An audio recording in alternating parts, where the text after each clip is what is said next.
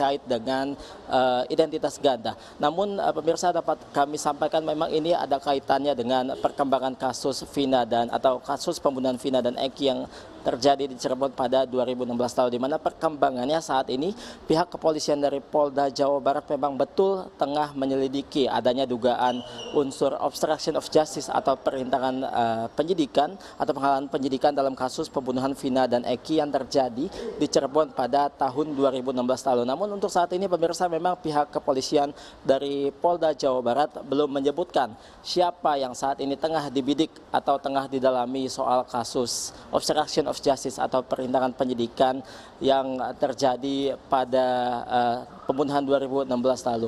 Nah pemirsa dapat kami sampaikan pula bahwa memang dalam kasus ini atau dalam obstruction of justice ini sebelumnya juga pihak kepolisian dari Polda Jawa Barat telah memeriksa sejumlah keluarga terpidana kasus pembunuhan ini, di mana pada Rabu atau 19 Juni 2024 kemarin pihak kepolisian dari Polda Jawa Barat telah memeriksa sejumlah keluarga dari terpidana ini terkait obstruction of justice atau penghalangan penyidikan atau perintangan penyidikan ini, di mana sejumlah keluarga tersebut memang pemirsa diperiksa kapasitasnya sebagai saksi dan memang pihak kepolisian tengah mendalami kasus ini atau dugaan adanya unsur obstruction of justice dalam kasus pembunuhan Vina dan Eki yang terjadi pada tahun 2016 lalu. Sementara itu pemirsa dapat kami sampaikan pula memang perkembangannya saat ini pihak kepolisian dari Polda Jawa Barat telah selesai mengurus kasus atau berkas perkara dari kasus pembunuhan Vina dan Eki dengan tersangka Peggy Setiawan. Dan memang pihak kepolisian dari Polda Jawa Barat saat ini juga telah melimpahkan berkas perkara atas nama Peggy Setiawan yang memang sudah dilimpahkan oleh pihak kejaksaan. Nah pemirsa dapat kami sampaikan pula memang informasi lainnya, memang sebelumnya juga pihak kepolisian dari Polda Jawa Barat telah memeriksa ayah dari Peggy Setiawan dalam lanjutan atau perkembangan kasus ini. Kemudian berikut informasi selengkapnya.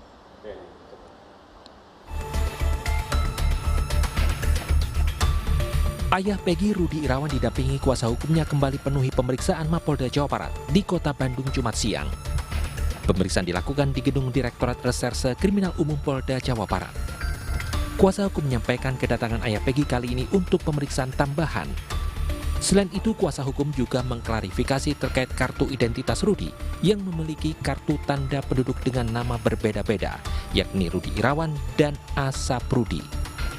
Usai diperiksa oleh penyidik Polda Jawa Barat, kuasa hukum Rudi Irawan juga menjelaskan ayah Peggy Setiawan memiliki KTP ganda karena untuk kebutuhan administrasi menikah. Sebenarnya nggak ada yang tahu juga gitu. Artinya ini pendalaman polisi Pak? Ya itu makanya itu kan saya nggak tahu kalau satu, tapi masalahnya kenapa ini terungkap ya itu mungkin kejelian penyidik pengen tahu ini dan lain sebagainya gitu ya. Ini bentuk pendalaman dari pihak polisi juga? Ya ini pendalaman pihak penyidik, betul. Kita meyakini nggak Pak dengan hari hasil dari pemeriksaan bahwa itu bukan dilakukan sengaja oleh Pak Irawan? Ya dilakukannya sih sengaja, tapi kan kepentingannya jelas gitu loh. Kepentingannya beliau ini dulu kawin lagi gitu loh. Selain itu, ayah Peggy juga menyatakan siap untuk menghadapi pra-peradilan Peggy Setiawan dan berharap anaknya bebas dari jeratan hukum.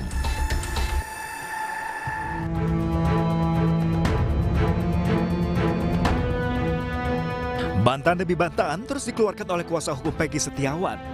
Bahkan mereka menduga ada upaya penggiringan opini demi memperkuat status Peggy sebagai tersangka pembunuhan Vina dan juga Eki. Salah satunya adalah penggunaan foto Peggy dalam rilis yang digelar pada 27 Mei 2024 lalu. Kuasa hukum Peggy menyatakan foto ini merupakan Peggy bersama dua keponakannya dan disita pada tahun 2016. Padahal foto ini tidak ada korelasinya dengan kasus kematian sejoli Eki dan Vina. Menggiring opini kalau Peggy itu banyak ceweknya, kemudian Peggy sakit hati, ditolak ceweknya, akhirnya terjadi pembunuhan terhadap Vina. Padahal Peggy sendiri kan sama Vina nggak kenal, nggak ada hubungan apa-apa. Kalau memang itu mau diarahkan ke dendam atau pembunuhan berencana, seharusnya kan kenal. Namanya pembunuhan berencana itu adalah orang yang saling kenal. Motifnya apa, dendam apa, itu mah nggak kenal. Kemudian Peggy juga kan rumahnya di Kepongpongan, soal DPO di Banjarwangunan, kan jauh banget, udah berapa kecamatan tuh yang terlewati. Jadi seolah-olah pihak kepolisian tuh mau memaksakan diri bahwa Peggy adalah pembunuhnya. Ini perkara bukan main-main, ancaman hukumnya hukuman mati. Jadi tolong jangan sampai membunuh orang atau menghukum orang dengan hukuman mati yang tidak bersalah. Kuasa hukum Peggy juga meminta eksaminasi kasus Vina dari awal. Sejumlah faktor pun dinilai dapat mendorong proses eksaminasi. Di antaranya adalah penetapan tersangka Peggy dan penghilangan 2 DPO yang penuh dengan kontroversi. Dari Cirebon, Jawa Barat, Toh Iskandar, iNews melaporkan. Nama saya Hadi Saputra, saya bersedia untuk menandatangani kuasa hukum dan Pradi untuk mengajukan PK. Saya Supriyanto bersedia menandatangani kuasa hukum ke Pradi dengan sukarela. 3 pekan dalam pemeriksaan penyidik Polda Jawa Barat, 4 dari 7 terpidana kasus pembunuhan Vina Eki akhirnya bisa bertemu dengan kuasa hukum Pradi di Rutan Kebonwaru, Bandung, Jawa Barat, Kamis siang. Pertemuan ini dilakukan untuk penandatanganan surat kuasa pengajuan peninjauan kembali dari 4 terpidana kepada kuasa hukum Pradi. 4 terpidana yang menunjuk kuasa hukum adalah Hadi Saputra, Supriyanto, Eka Sandi, dan Rivaldi. Para terpidana mengajukan peninjauan kembali atas kasus yang menjerat mereka dengan hukuman penjara seumur hidup sejak vonis di Pengadilan Negeri Cirebon pada 2017 lalu. Saya Eka Sandi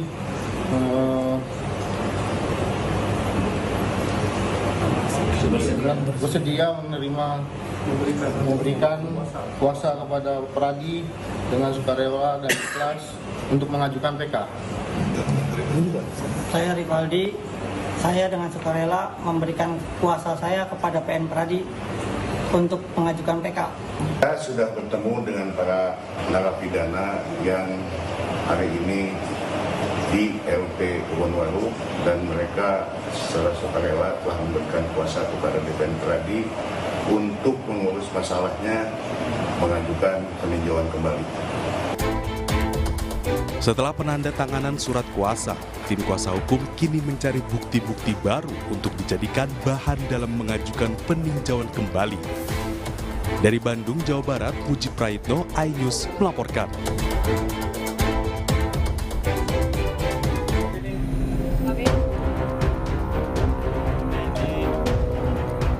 Rombongan Kompolnas dipimpin Ketua Harian Beni Mamoto tiba di Gedung Direktorat Reserse Kriminal Umum Polda Jawa Barat di Kota Bandung pada Kamis sore. Kedatangan Kompolnas untuk memastikan proses penanganan kasus Vina Cirebon. Usai berdiskusi sekitar 4 jam dengan penyidik di Treskrimum Polda Jabar, Ketua Harian Kompolnas.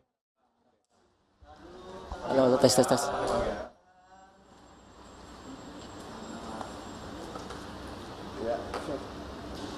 Dah. Lapor dulu dong. Lu yang lapor. Ya, baik teman-teman sekalian. Hari ini kita ke SPKT Mabes Polri. Saya selaku kuasa hukum dari pelapor yaitu Mas Sabto Wibowo Sutanto. Hari ini kita ingin melaporkan dugaan tindak pidana terkait dengan obstruction of justice dalam kasus pembunuhan Vina Cirebon. Kami memperoleh bukti bahwasannya adanya dugaan ingin menyuap saksi-saksi untuk merekayasa fakta yang sebenarnya, dan kami juga mendapatkan bukti adanya oknum pengacara ya yang ingin mengarahkan keterangan saksi. Jadi hari ini kita ke Mabes Polri untuk melaporkan tersebut, dan kita juga ingin melaporkan dengan dugaan keterangan palsu. Nah, terus adanya karena memang banyaknya berita-berita hoaks, jadi kita juga sertakan pasal 28 Undang-Undang ITE tentang penyebaran berita hoax. Mungkin itu aja dulu ya. Biar Buktinya apa aja yang disampaikan nanti? buktinya ada di dalam koper. Buktinya ada. Pernyataan Kadif Humas kemarin Pak. Ada di dalam koper. Jadi kita masuk dulu ya. Kita masuk dulu, nanti Kita kalau masuk sudah dulu. dapat bukti lapor, saya pelapor. Hah? Yang dilapori nanti kita tunggu hasil, nanti akan itu. Yang saksi palsu sama ada oknum lawyernya. Ya. Lawyer dari yang tersangka yang terdahulu terpidana atau yang sekarang? Nanti ya, setelah ini ya.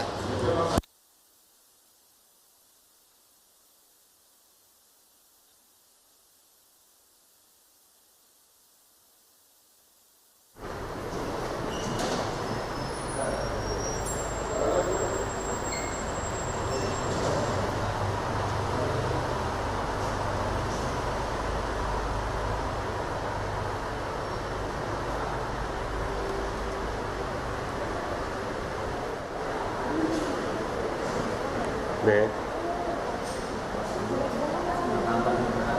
네. Bentar. Ada bawa handheld ya? Asal gitu. Ya.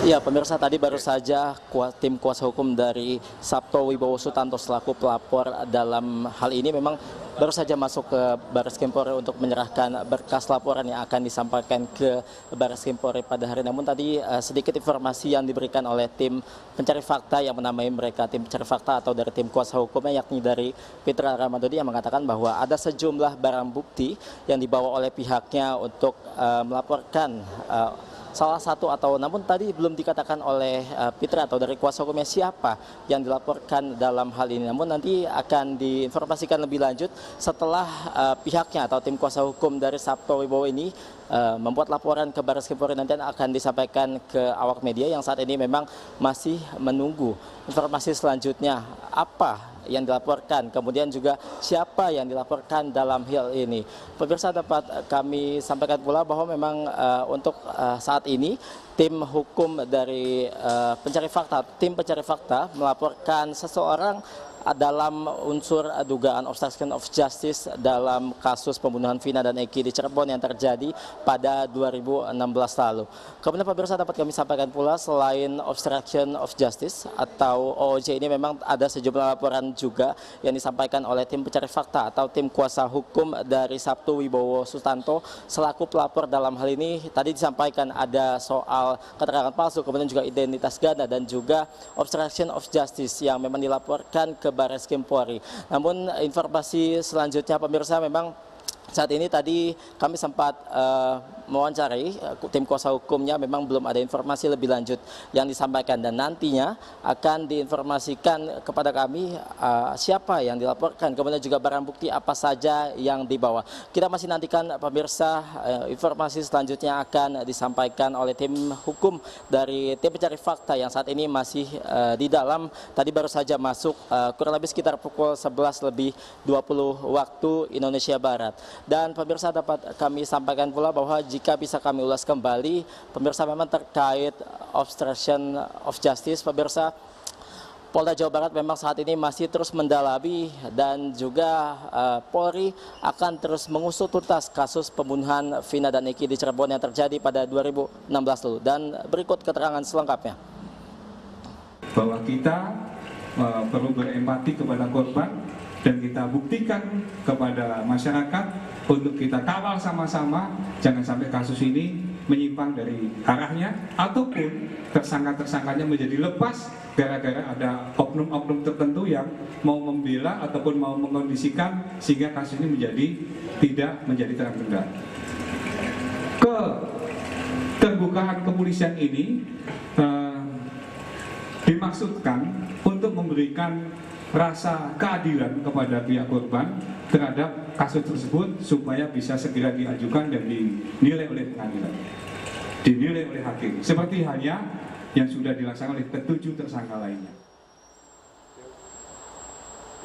Ya pemirsa, informasi selanjutnya yang dapat kami sampaikan bahwa tersangka kasus pembunuhan Vina dan Eki di Cirebon yang terjadi pada 2016 lalu, yakni Peggy Setiawan, rencananya 2 hari lagi atau pada Senin 24 Juni 2024 nanti akan menjalani sidang pra-peradilan di pra-peradilannya, maksud kami di Pengadilan Negeri Bandung pada Senin nanti, di mana memang tersangka kasus pembunuhan Vina dan Eki, Peggy Setiawan, akan menghadapi sidang pra-peradilan yang memang sebelumnya sudah diajukan gugatan pra-peradilan oleh pihak dari Peggy Setiawan dan juga dari kuasa hukumnya terkait status tersangkanya yang ditetapkan oleh pihak Polda Jawa Barat. Dan pemirsa, memang jelang sidang pra-peradilan yang akan digelar pada Senin nanti, memang sejumlah persiapan telah dilakukan oleh kubu Peggy Setiawan dari jauh-jauh hari, pemirsa. Di antaranya memang pada Kamis kemarin pihak kuasa hukum dari Peggy Setiawan, yakni Tony RM, kemudian juga Sugianti dan juga ibunda dan juga adik Peggy, memang mendatangi sejumlah tempat untuk meminta bantuan. Di antaranya ada di kawasan mendatangi Propam Mabes Polri untuk melaporkan penyidik Polda Jawa Barat yang memang diduga menghilangkan barang bukti berupa postingan Facebook milik Peggy Setiawan yang menunjukkan bahwa Peggy Setiawan tidak berada di Cirebon pada saat kejadian 2016 lalu. Memang ada sejumlah postingan Facebook dari Peggy Setiawan yang hilang. Di antaranya pada tanggal 12 Agustus 2016 lalu Peggy Setiawan memposting bahwa dirinya berangkat atau menuju ke Bandung. Dan kemudian ada sejumlah tanggal dan juga postingan lainnya yang memang menunjukkan bahwa Peggy Setiawan tidak berada di Cirebon. Dan pemirsa, kami akan terus mengupdate informasi selanjutnya terkait pelaporan yang akan disampaikan oleh tim pencari fakta terkait perkembangan kasus pembunuhan Vina dan Eki di Cirebon pada tahun 2016 lalu.